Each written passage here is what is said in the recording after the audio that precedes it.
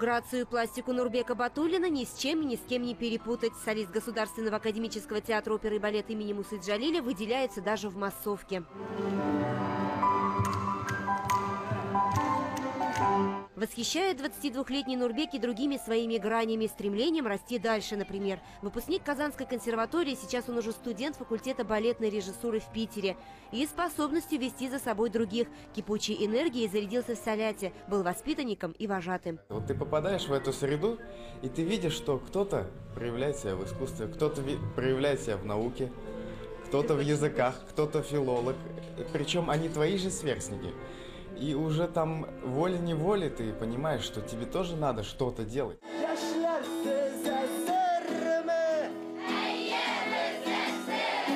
Выходец из Салята и самый романтичный певец татарской эстрады, двукратный обладатель премии «Алтын Барс» Ильназ Сафиуллин. Сейчас дает мастер-классы в Саляте. Именно в этом лагере 9 лет назад он написал свою первую песню и понял – не последнюю. Салят – это как раз-таки то место, где соединилось именно все.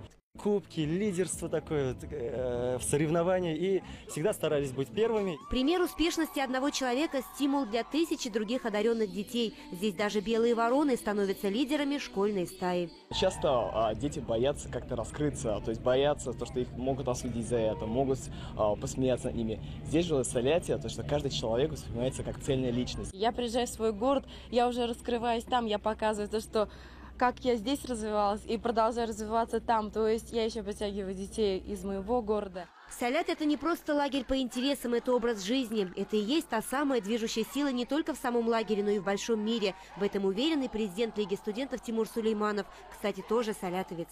То, какой я сейчас, это, безусловно, 100% Салят меня сделал таким. Потому что с детства общаться с людьми, которые лучше тебя, это, безусловно, закаляет. Лагерь «Салят Талант» появился в 94-м. Сегодня это уже молодежное движение. У каждого отряда свое название и направление. Раушан – интеллектуальное, Биляр – археологическое и ремесленное, Рухият – творческое. Каждый приводит сюда свою фишку. Например, в Кельме у них отдельные шляпы. У нас это вот у девочек платки такие, а у мальчиков колпаклад, тюбетейки. Журналисты должны соблюдать дресс-код. Но сегодня в этой атмосфере, где полное единение людей и природы, в своем нарядном костюме и в босоножках на высоких каблуках, я смотрюсь по меньшей мере нелепо. А так хочется быть своей в каком-нибудь отряде.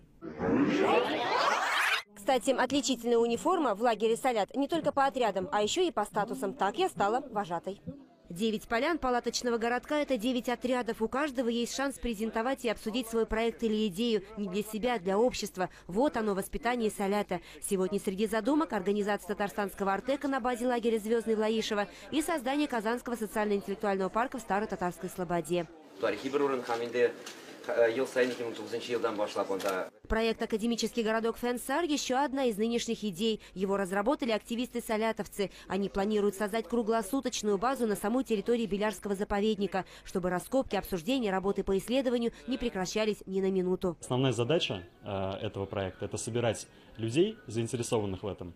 То есть это начиная от студентов, аспирантов до известных ученых, которые работают, к сожалению, разрозненно, собирать именно вот в этой базе. Постоянной генерации новых идей. И если мы будем поддерживать такую часть нашей молодежи, это обязательно вернется новыми инвестициями в нашу экономику. Поддержка правительства – еще один козырь в копилке татарстанского а-ля Селигер. Здесь тоже власти обеими руками за любое перспективное начинание. Я здесь второй раз. Приятно видеть, какие талантливые, перспективные молодые люди есть в нашей республике. Именно такая молодежь движет Татарстан вперед. Каждая нация должна думать о том, как сохранить свой язык, традиции. У вас это получается. Мы поддерживаем вас.